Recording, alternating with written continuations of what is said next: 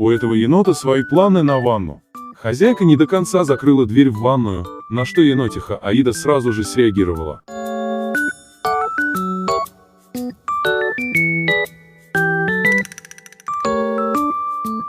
Почистила зубы, сделала свои дела, ополоснулась и пошла дальше наводить порядок в доме.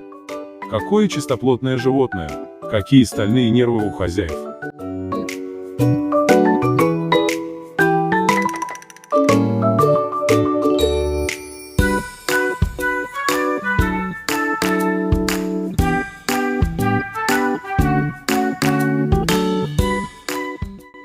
А вы бы пустили к себе в ванну такого гостя?